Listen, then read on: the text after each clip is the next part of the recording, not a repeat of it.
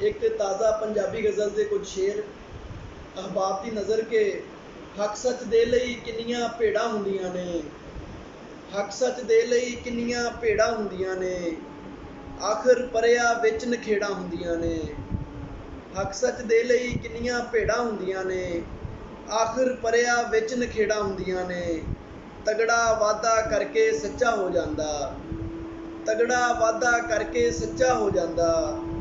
ਇੱਥੇ ਮਾੜੇ ਲਈ ਚਪੇੜਾਂ ਹੁੰਦੀਆਂ ਨੇ ਤੇ ਔਖੇ ਵੇਲੇ ਆਣ ਤੇ ਸੱਜਣ ਲੱਭਦੇ ਨਹੀਂ, ਔਖੇ ਵੇਲੇ ਆਣ ਤੇ ਸੱਜਣ ਲੱਭਦੇ ਨਹੀਂ। ਗੈਰਾਂ ਕੋਲੋਂ ਮੁੜ ਕੇ ਛੇੜਾਂ ਹੁੰਦੀਆਂ ਨੇ ਤੇ ਵੇਲੇ ਹੱਥੋਂ ਗੇੜਾ ਖਾ ਕੇ ਮੰਨਿਆ ਏ, ਵੇਲੇ ਹੱਥੋਂ ਗੇੜਾ ਖਾ ਕੇ ਮੰਨਿਆ ਏ।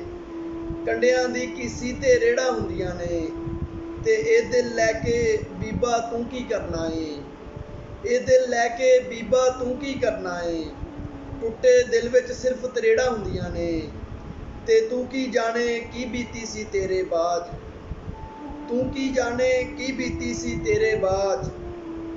ਹਿਜਰ ਦੀਆਂ ਮੂੰਹ ਜ਼ੋਰ ਥਪੇੜਾਂ ਹੁੰਦੀਆਂ ਨੇ ਤੇ ਵੇਖ ਲਿਆ ਮੈਂ ਮਾਸ ਨੋਹਾਂ ਤੋਂ ਅੱਡ ਕਰਕੇ, ਵੇਖ ਲਿਆ ਮੈਂ ਮਾਸ ਨੋਹਾਂ ਤੋਂ ਅੱਡ ਕਰਕੇ। ਸਾਦਕ ਅੰਦਰ 30 ਕੁ ਉਧੇੜਾਂ ਹੁੰਦੀਆਂ ਨੇ